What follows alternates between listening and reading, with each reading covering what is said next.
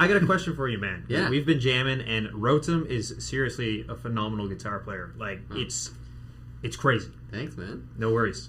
I got a question for you. In your professional opinion, Yes. as a New York jazz guitar player, Mm-hmm. right? I'm not sure if that's how you would describe yourself. For sure, yeah, it's chill. But what are the most common intermediate mistakes you see guitar players guilty of? Like intermediate guitar players. You know what I Yeah, mean? I think the first one I would say is not paying attention to the time, to the groove. So really locking in with the groove, as simple as that. Even if it's just like 2 chords. Let's say I'm taking like.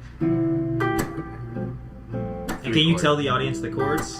So I'm playing like D minor 7 9. You can also add the 11 if you want for a second. Like the G? Yeah, so you get like, you know, just a little melody, and then G sus, so basically F over G, if you will. You see the F shape and the G here in the bass, and then C major 7. So I'm just saying it could be anything, but let's take this progression, a 2-5-1 in the key of C major. And the thing is like trying to focus our attention and our mind, our ears, our hearts on the grooves.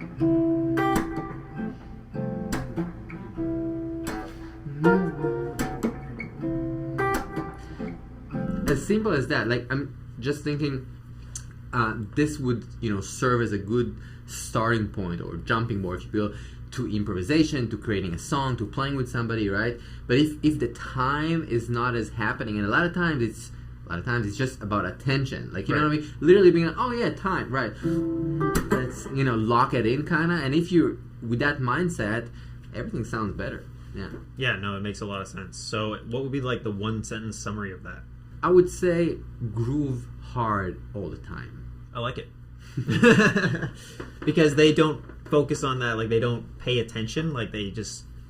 Yeah, I think we all do like that, like sometimes that mistake of basically thinking about the chords, thinking about the note, thinking about pasta, thinking about, you know... yeah. It's a good subject. I can understand. Yeah, for sure. You know, and the thing is, like, once you... Like, if you think about all your favorite artists, okay, you think about, I don't know, Jimi Hendrix, B.B. King, whoever you want to think about in guitar world that is happening, their time, their pulse, their beat is super, super strong. Mm-hmm. To the sense that it's like, it almost doesn't matter what they play, note-wise. Of course, they choose good notes, you know? Right. But in a way, if they just play random bullshit note, it would still sound strong because they're so strong with the music, you know? So I'm just saying the pulse, the rhythm, like coming from that direction is really helpful. Gotcha.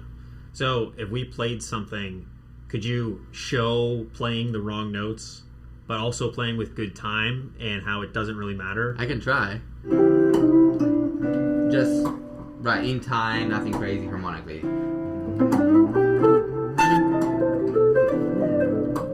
Just locking in.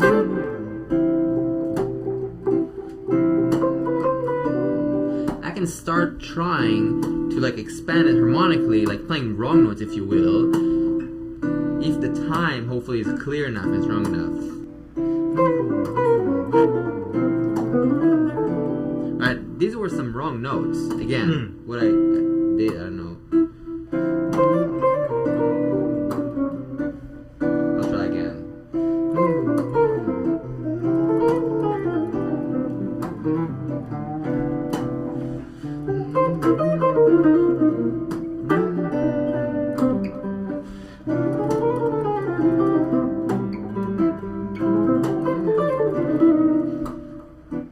I like that.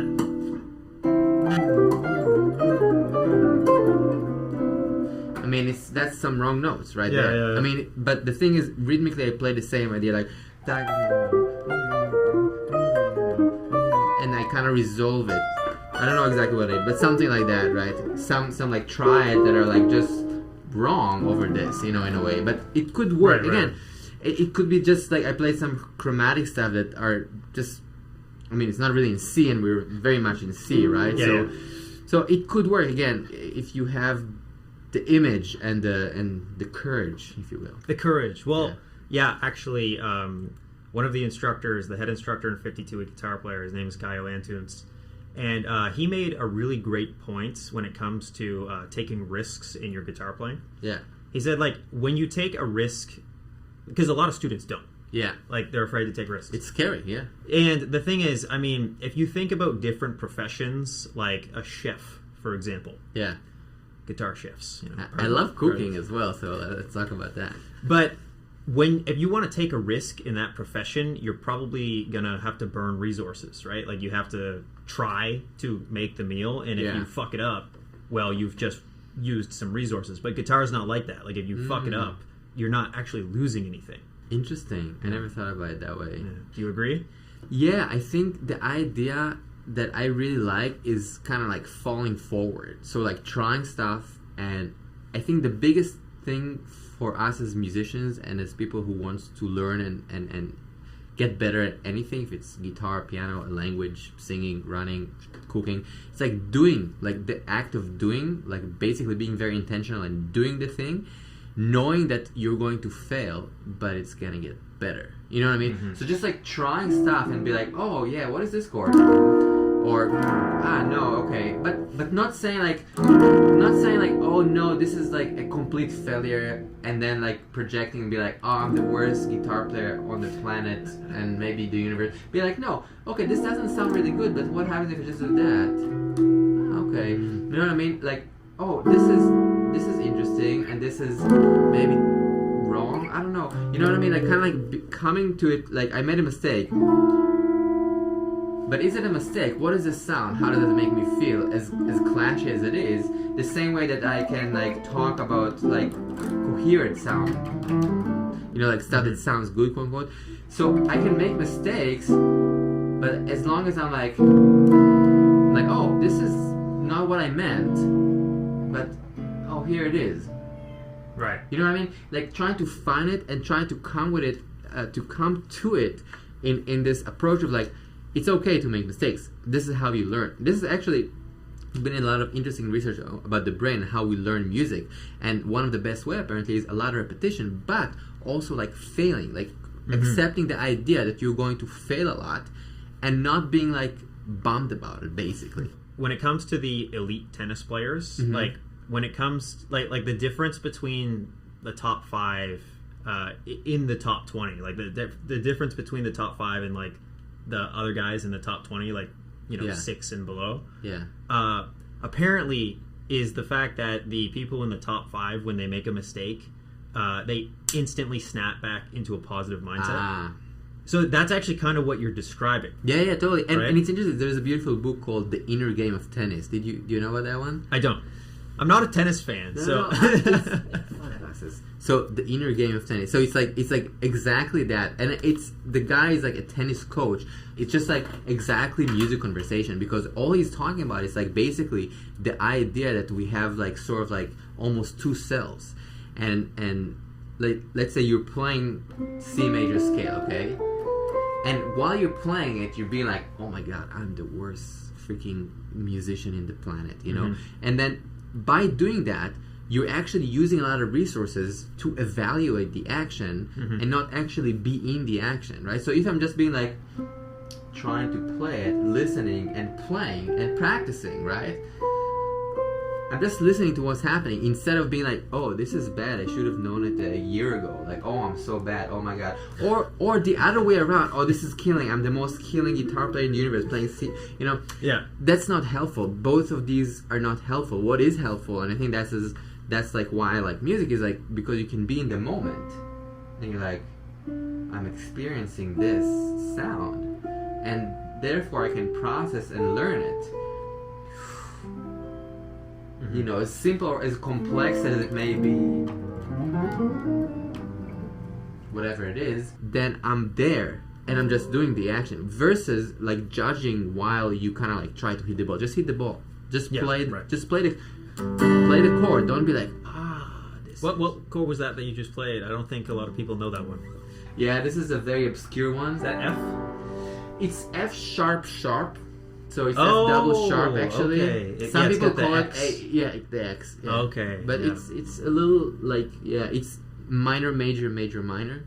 Okay. So kind of cancels at the end of the day. So yeah, I got you. You can try it. Yeah. I think I get. Yeah, it would be hard. Yeah. Something like that. Yeah. Yeah, that's F triple sharp actually.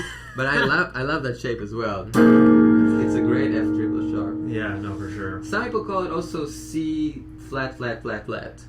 Yeah, I can understand. That would probably be easier to read. Yeah. If you're reading that. It's easier for sure. On the sheet music. Hit me with another mistake that is very common and you think shouldn't be so common. I mean, and I think for me, one of the things that help me understand is being clear with what you want. So I think one of the things that I was very overwhelmed is like I thought as a guitar player that I need to know how to play rock and pop and jazz and bossa nova and some classical music, and I was like, and it's kind of overwhelming. And I think instead of trying to do everything, do one thing that you really like. You love, John Mayer or B.B. King or Les Paul, whatever it is, like get into it and just try to do that. Just like literally be like, oh, you want to just play like these shapes and strum it and kind of bonfire song. Great, it's not a bad thing. It's perfect. Like understanding what makes your heart tick and not what you think is needed, right, is a big deal. Because then you're like, okay, I just want to play jazz.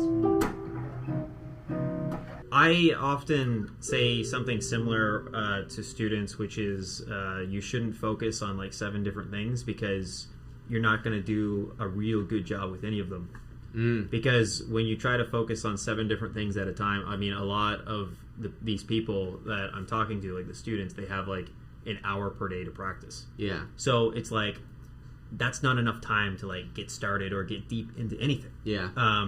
If you're taking 60 minutes and dividing it by 7, let's say somebody wants to get better at improvisation and they only have 1 hour per day to practice, and they've been playing for like 3 to maybe 7 years. Yeah. What would you tell them to do? First of all, with an hour a day, you can make a lot of damage in the best possible way. Yeah. I think an hour a day is quite sufficient to make serious progress, especially, and I would say maybe that's the only kind of like clause there, that you are consistent.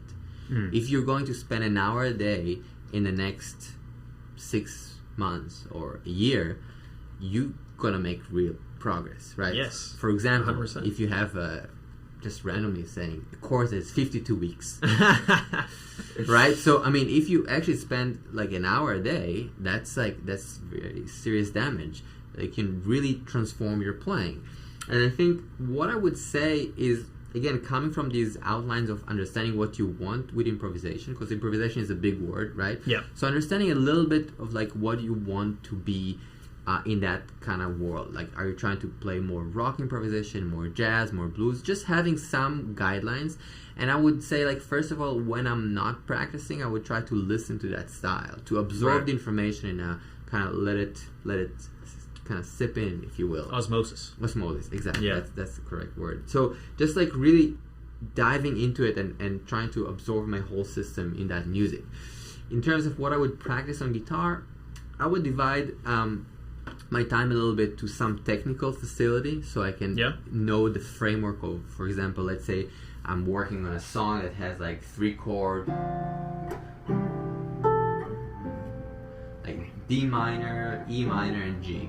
So I'm kind of in the key of C, 2, 3, 5, for example. So I would want to understand the framework of C major around the fretboard a little bit. And that also means that I need to understand the scale, I need to be able to sing it. So I would spend some time on ear training, I would spend some time on technical exercises to connect my hands and like, right, so the 2 hands are functioning, and then I would try to carve every day some time to actually do the thing, right? So this is one of the, also if you talk about issues or problems that people face, is like some people can play scales really well, but then they can't solo, which is kind of funny, because it's like sort of like, it's like you're really good at like driving in the car, like parking, it's like, but bro, like just go somewhere, get on the highway, you know what I mean? And it's like, you kind of need to do that. And I think and so I would spend time every day like running, like literally putting my running shoes and going out, and that in that sense that means jamming with a friend, with yourself, with a track, with a loop, whatever, but taking the information and actually creating something with that. And in that process you'll find hard moments of hardship within that, and then you want to be kind of analytical and be like, wow, I really don't see C major here. Great. Yeah. And then I would, again, from your own experience, like, that will be what you need to practice tomorrow. So, okay, C major in this area is not really clear. That's sort of a long answer, but basically I would break it down to technical, ear, and some soloing and heart, if you will. Yeah. And then seeing every time in a somewhat analytical way where I'm standing with the elements and be like, oh wow, I really can hear it. Let me sing it and figure it out. Oh, I really can't sync my two hands. Cool. Let me work on whatever, like some exercise to link the fingers, etc., etc. Yeah. No, that makes a lot of sense. So, do you think there would be, like, if somebody was practicing improvisation and it was like in the key of C or something like that? Do you think it would be a good idea for them to dedicate like the entire hour in multiple days, like, so they only have 1 hour per day, but so that hour over like a bunch of different days specifically to that key, like the key of C major? I think so. For me, it's nice to understand the relationships in a truthful way. Once I have that in the key of C, I can start venture to other places. Mm-hmm. But it's, in a way, it's like, let's say you're home and you don't know where the kitchen is. That's a problem. I want to be aware of where things are in my immediate environment before I venture to more keys and more chromaticism and more... Yeah. I don't want to go there almost, right? I want to first be like, let's focus on that one area until you know it well enough where you can expand. Yeah. Yeah. Exactly. A lot of guitar players, they don't know what to practice. Yeah. I imagine what you practice is way beyond the level of a lot of those guys. Sorry, guys. I mean, it's fucking true. What would you practice if you're trying to learn the fretboard better? If I had, let's say, 25 minutes a day to practice, okay? Okay. So I would say, take the 5 positions of C major scale. Make sure you see each one separately in a very clear way. Make sure you know the note that you're playing. So if I stop you here, you're not going to be, I don't know, this is finger number, No, I want to know and hear that this is an E. And know and feel the relationship to the center. So know the fingerings, know the positions, but also know what note you're playing. I would learn it in areas 1, 2, 3, 4, 5. Right. And then I would play it in time, right? So that's a huge thing that most guitar players don't do. Right. The actual musical aspect of the practice. Yeah. I mean, you really want to nail it. Like, you want to play quarters, 8 notes, triplets, 16, and be able to subdivide and hear something happening in time, and then start switching between the positions. So it's like, basically at the end of the day, it's like sort of like dots of light. So the whole board is like this beautiful dots of light. So when I'm in C, I can kind of like, oh yeah, okay. I can choose different notes because I know the center, and I don't need to think, okay, position number 3. It's like, Yeah. Of course, it's a process to like see and hear the positions, but I think like that's the goal, and having that in mind is helpful. Right. When you improvise, you're not really thinking in terms of positions. You're kind of... No, yeah. Okay. But I will say, when I practice, I think in like positions as well. Right. Like, and it's different because like I think like first I've been like practicing a lot for many years.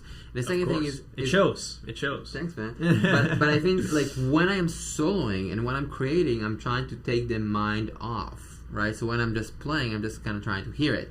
When I'm shedding and practicing, I am going to be as like specific and as clear as possible, right? So I'm going to be like, okay, let's make sure it's balanced. Can I hear it? Are you singing it? Where is the next finger? Is it balanced? Are you paying attention to this? Like really, really accurately playing. C major is deep. If I can play C major well, I figure out music, in a way. So I really take it seriously to hear and try to play it. Right. And then when I'm soloing, I'm not thinking about it. But it's just because I practice these things to a point that I don't need to think about it. How long do you think it takes approximately to get to that point for the people who want to get there? I think if you practice about an hour a day for about 6 to 12 months, you can be very free. Right.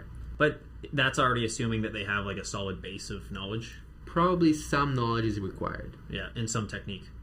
Basic technique. Gotcha. Yeah.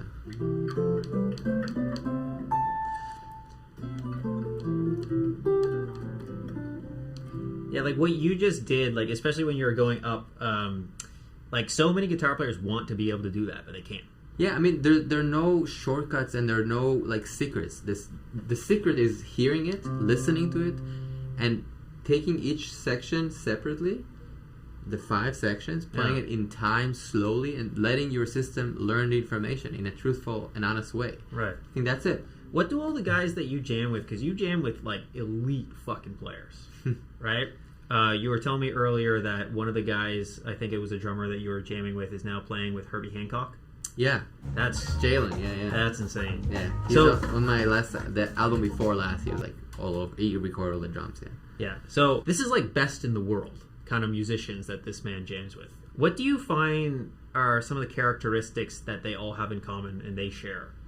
They freaking love music and they care only about music. I mean, in the sense of like they care about the music and nothing else. Like in a way, it's like the music is the most important thing. Mm-hmm. Like, you know what I mean? They like not nothing else in life. Just like they don't care about like the other sides of it. In a way, I feel like they just want to create. They're not be like, oh, you want to jam? What's gonna happen with these jams? Like, no, just want to make music. You know, there's no like the hidden motive is just making music. Interesting. It's like it's just like they just want to create. When I jam with you, I notice a lot of time, like there will be one chord, like say it's a C major or something, but you'll be playing tons of different voicings for that chord. Uh-huh. So when you're playing those voicings, are you just playing like different inversions,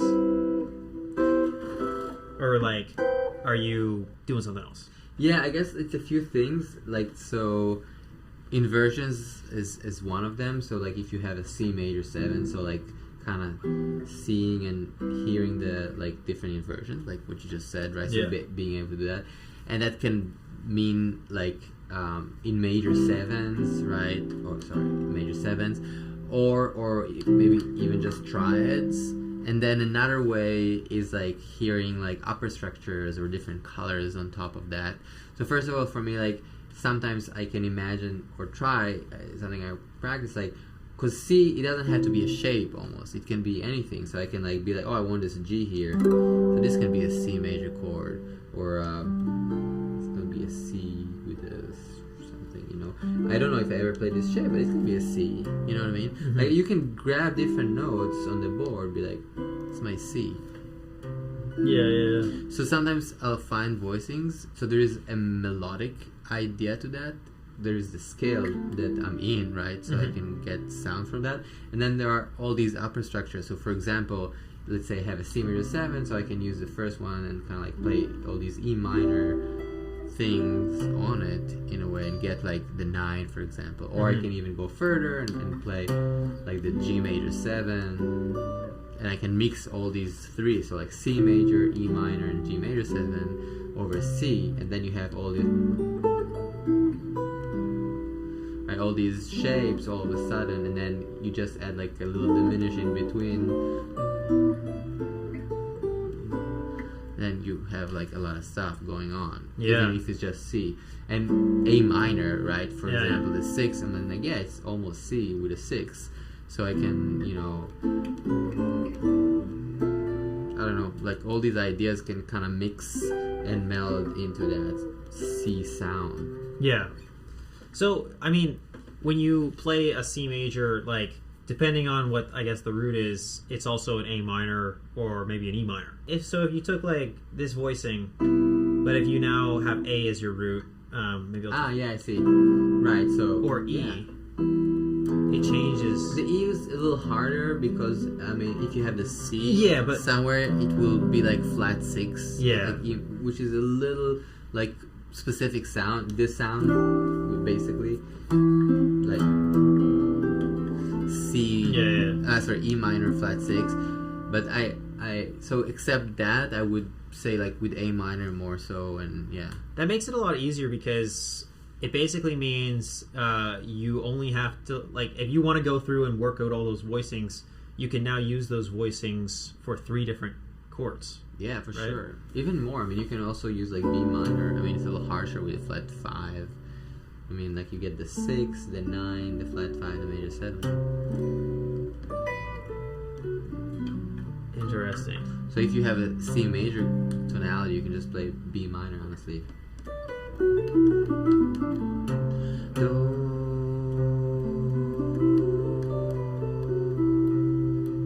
That's a little hard.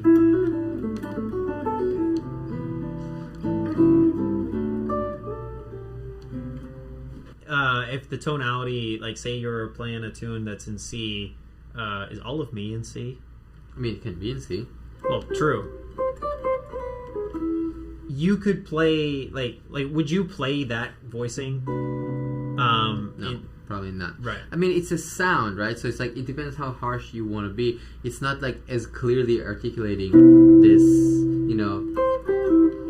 Like this also sounds to me right now like yeah, it just sounds. It's a different sound, you know. It's like it maybe is not the right sound if a singer is like gonna sing all of me, right? Like be like, hey, here's the chord center, like what? You know, it's like it can be really confusing. So context is very important. Yeah. I think being clear is a big deal harmonically and with time and all that. So I mean, honestly, like this shape of like major 7, like the shell chord stuff is stuff I use all the time, you know.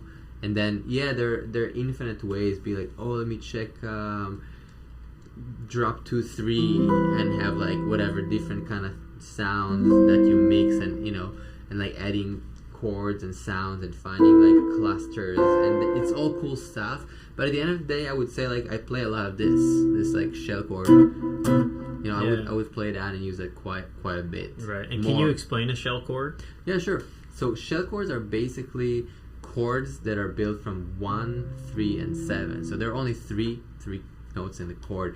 The reason it's so effective is the 3 gives us information whether it's major or minor, which makes a big deal.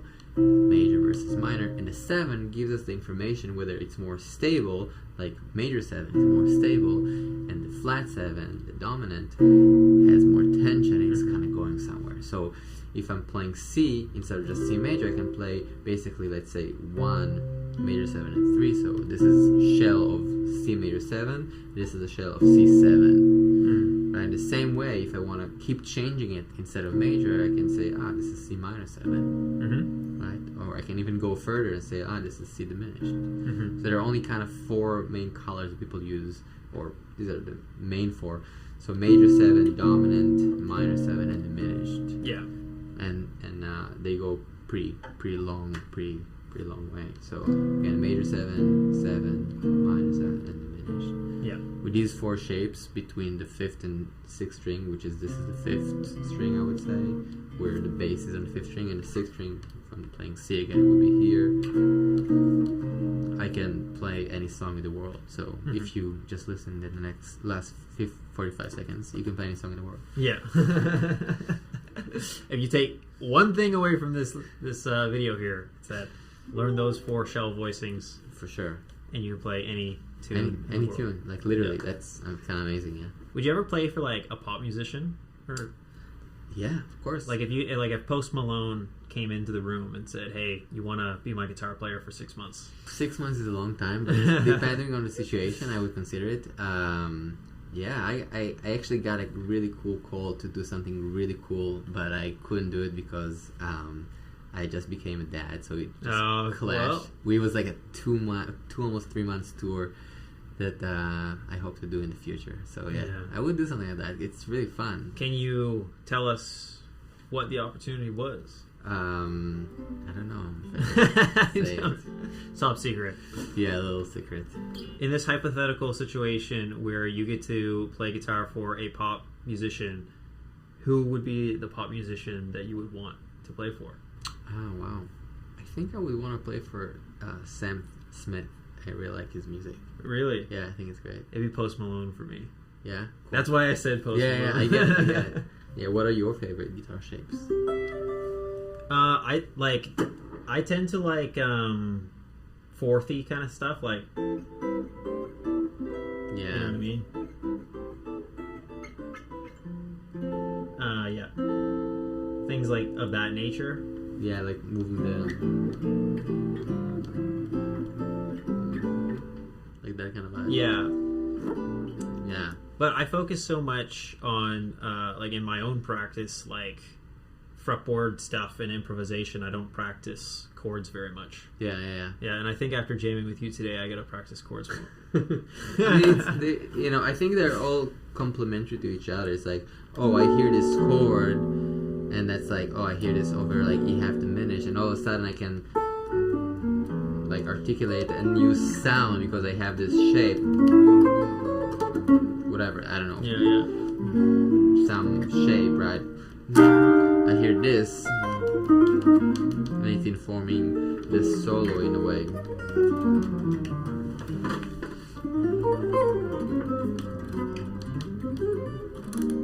You know what I mean? So it's like the shape kind of informs the sound in a way.